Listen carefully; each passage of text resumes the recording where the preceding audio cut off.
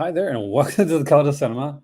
We got Bob and Malcolm right there, and I'm actually letting my Yep. dad know that it's actually tonight because when I did this, I messed up on the time.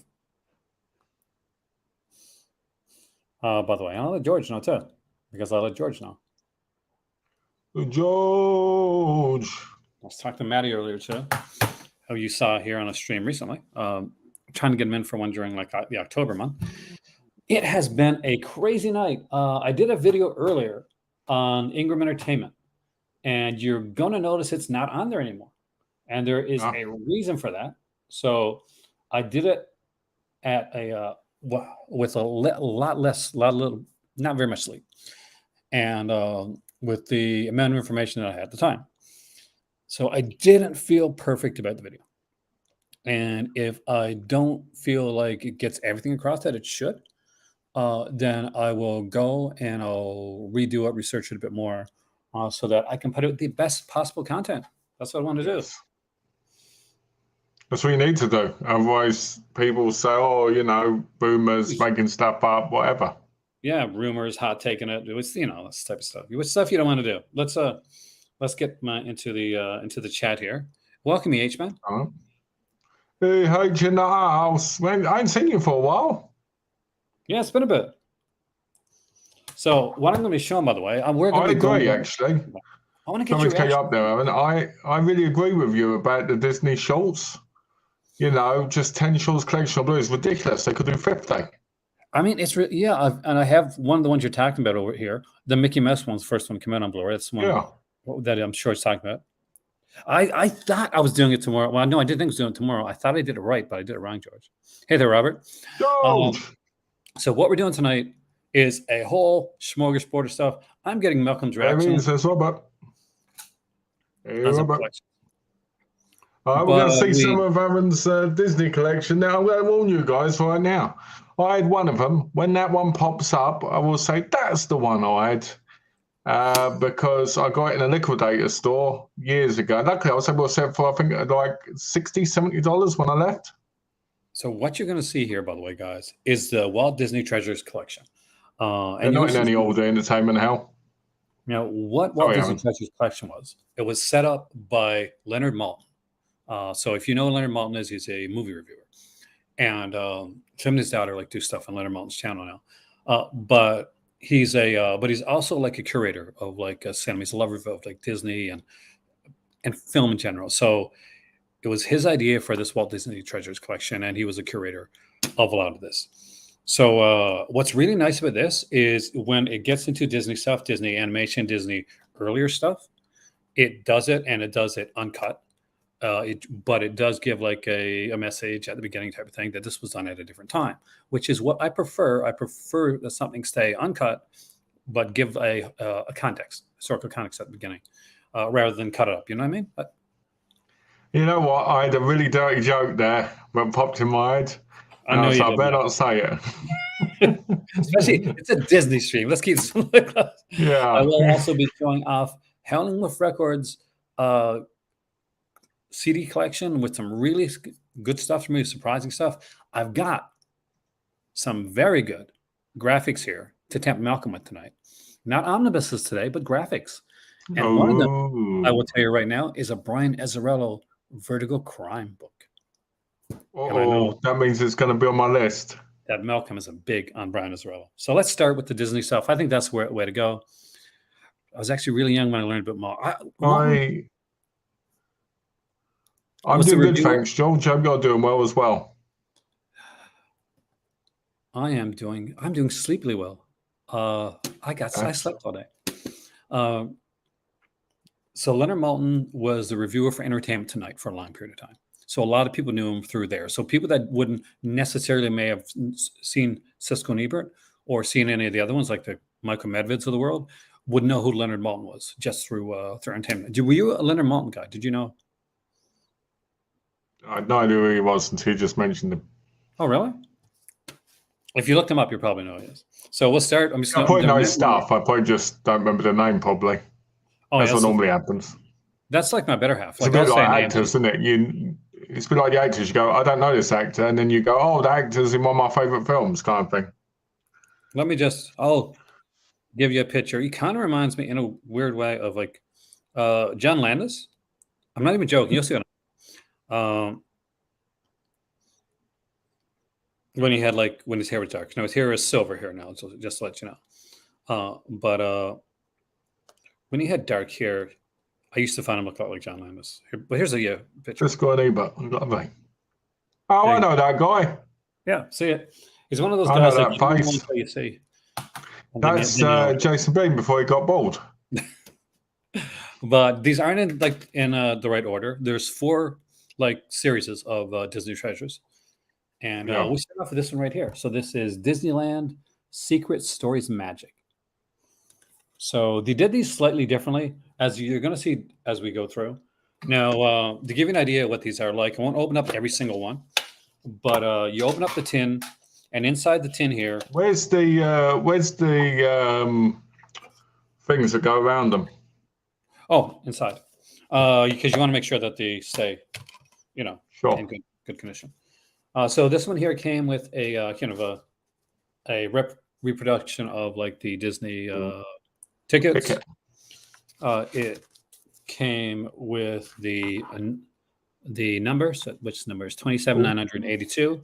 If there's a particular one, by the way, you guys want me to look at, I'll do that. So this one is Disney Treasures. So just give an idea what this is, because some of them are going to be straight out animation, but this one here did some different stuff. So we got things here on this page, Disneyland USA. We got audio commentaries with it. We got a trivia game, a whole bunch of stuff, a whole bunch of different things here from the Disneyland era. Yeah, they all have books, don't they? Oh yeah, it was neat. And each one of these, by the way, just so you know, it's a 2-disc DVD set. Now there is some I guess we'll say kind of rip-off versions of these that were put out, and you'll know them because there won't be a tin. It'll just be this. And one of the first someone lost the tin was that, right? Yeah. Yeah. But it was a goofy one. Didn't have a tin. Oh shoot! I forgot to put this back in. I don't want to lose that. Hey, look, you're already losing the stuff in them. And there's some nice stuff in here. We're going to see some enamel pins as we go through. By the way, like they're doing right now, actually, with the 4K versions. Exactly. Which I kind of want to get some of. So they're going out pretty quick. The new 4Ks with that look, that was to kind of a throwback to this right here. So for people that didn't know that was what it was. So when you see those new 4Ks in the store, those steelbook things, it's meant to resemble the Disney tins. I'm going through some of the non-animation stuff first. But here is the Late Annette from the Mickey Mouse Club. And this is actually pretty cool one as well. We get a whole bunch of stuff from her here. And, introduction from Leonard Mountain. She did a lot of stuff on their animation. That I remember back. This is quite well known. When Grease was there's that line. We said, "Did you see the new girl? In school? Is her jugs bigger than the net? No one's jugs are bigger than the nets." I guess it was a different time because I guess maybe.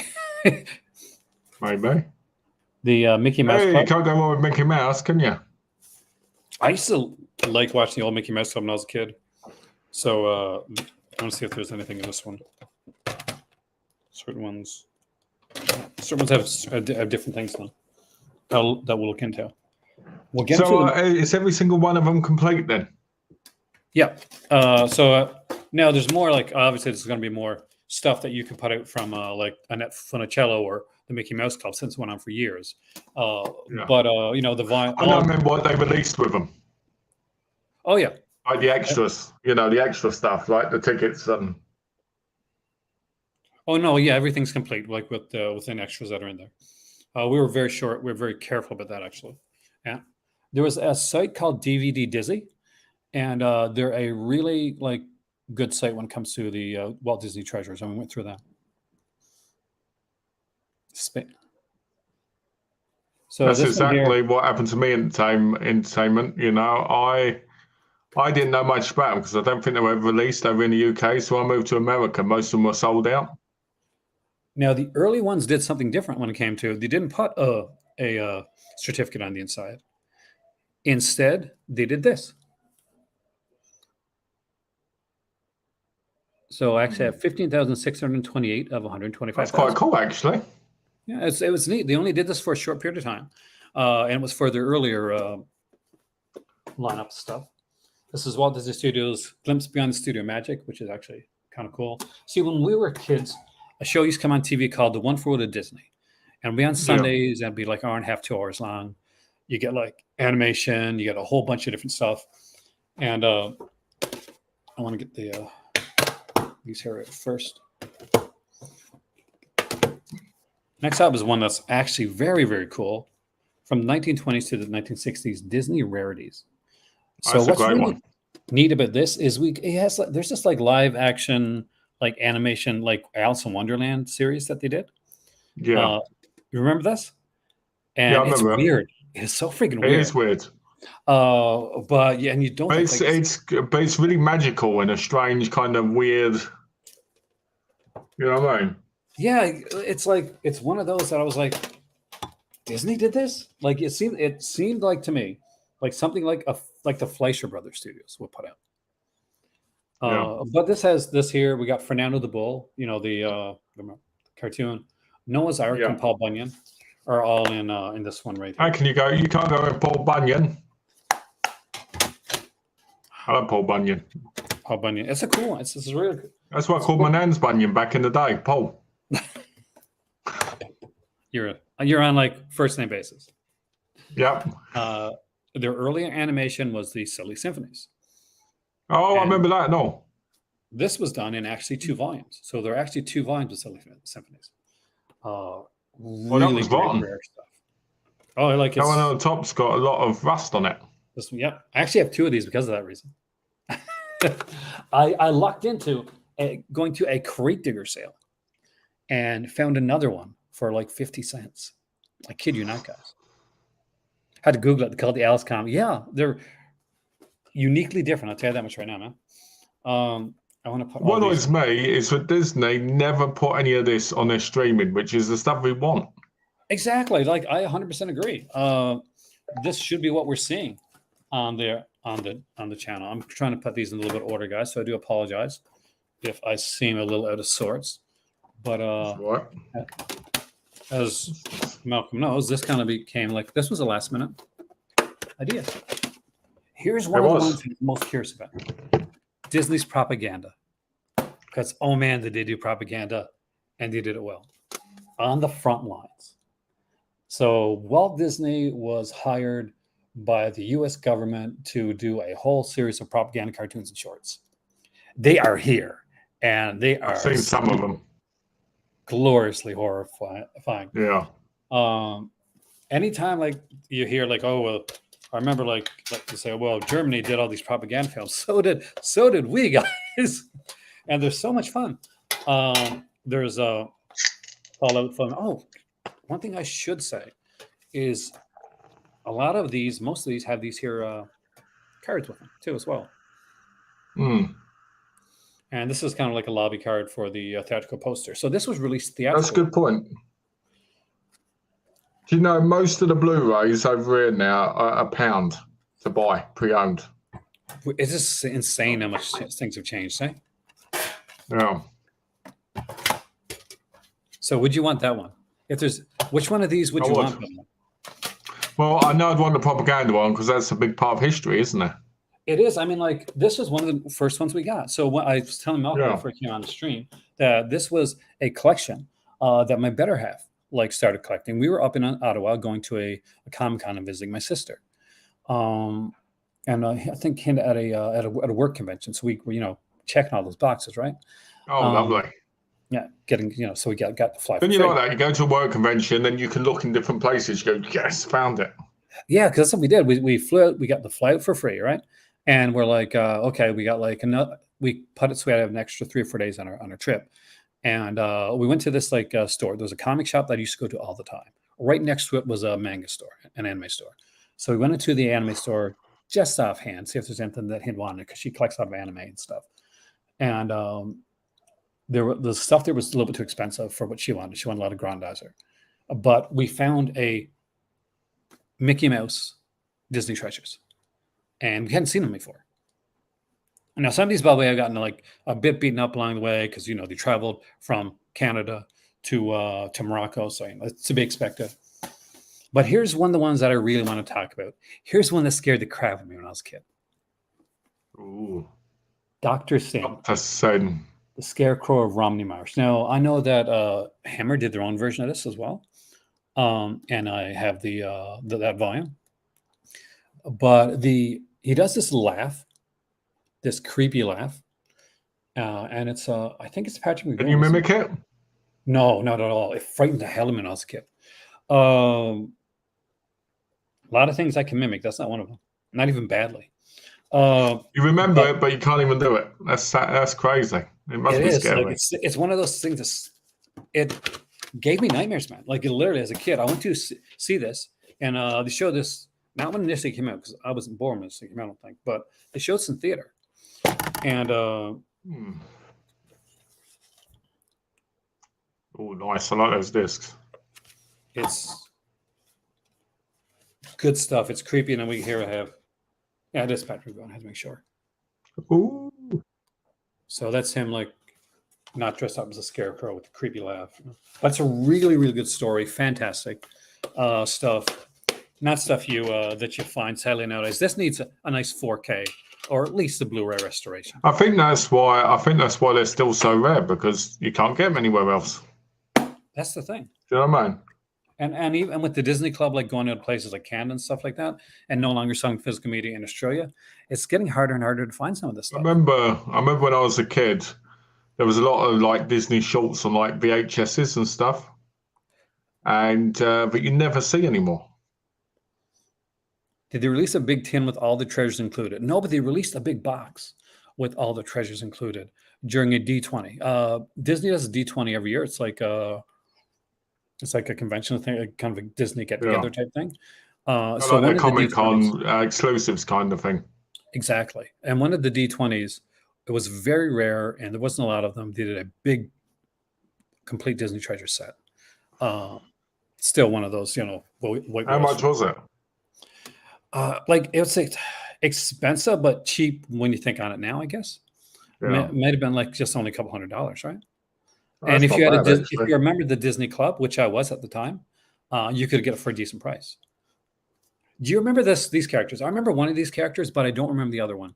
And this is a series of like films they called El Fuego Baca and the Swamp Fox. So these are two different characters. Now, I remember the Swamp Fox pretty well. I remember him showing them showing episodes of him, but I don't, for the life of me, remember El Fuego Baca.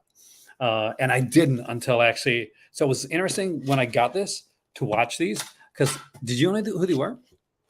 Who that is? I remember because my nan used to talk about it quite a bit. Oh, really? Yeah. Because it is like, there's like a picture, and I love this one. It's the Dale comic cover. That's a lovely picture. Like, that's like a great poster. I would love to see you. Why'd you have that on your wall? This one's like number 49,000. And it's crazy to think like these were 125,000 copies, and you can't buy them. They're rare. They're hard to find. You can't find them either, for the most part. And back then, you know, you'd say nowadays, if you like 5,000 copies, oh man, are they going to be able to sell 5,000 copies? Will that sell? That's a lot, right? You know, 5,000 copies, 6,000 copies. It's Disney though, isn't it? Everybody loves Disney. Who did? I think Disney needs to start a Malusian label. Robert Loggia was El Fuego Baca, by the way, which blew my mind. Nice. Yeah, Robert Loggia. Here's another one I did not know anything about until I got it.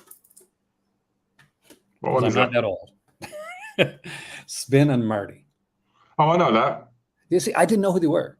I'm like, oh, that sounds. It's all because the only reason I know a lot of this stuff, really, is because when I was a child, my nan or my mum would talk about Disney, and sometimes they'd have kind of like VHS kind of, you know, like recordings and stuff. I don't know where they got them from, but they weren't complete or anything, but they would have them. That is amazing. Not everything, obviously, but it was kind of like the old Woody Woodpeckers that'd be on VHS, like 2 episodes. And I love Woody Woodpecker. I grew up watching Woody Woodpecker. The old Woody Woodpecker's better than the newer ones. The Hardy Boys, that's the one I want. You can send that to me right now. 1956, 1957. This was a really good one. This was the Hardy Boys and Spin and Marty all started out as like serials on the Mickey Mouse Club. And both Spin and Marty, Falco Baca, Swamp Fox, and Hardy Boys this is complete. So this is the entire series for the Hardy Boys. Oh. So I'll open it up, see if there's like a picture or something inside to show you. Because you got to flex it a bit. Got to flex it a bit, man. Yeah. When I sent my picture of the Conan to you. Hi, Arch. Holy shit. Whoa. Something's going on. Hold on. I got to check. Whoa.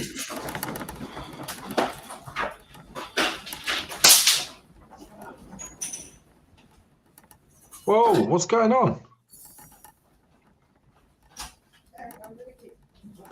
I don't know, Sean. I don't know if they are affordable. It depends where you are, I guess.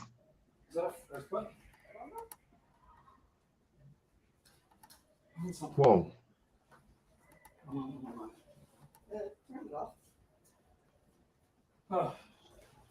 Guys, I'm going to have to go. I'm not sure what's going on, but I'll let you know. Oh. All right.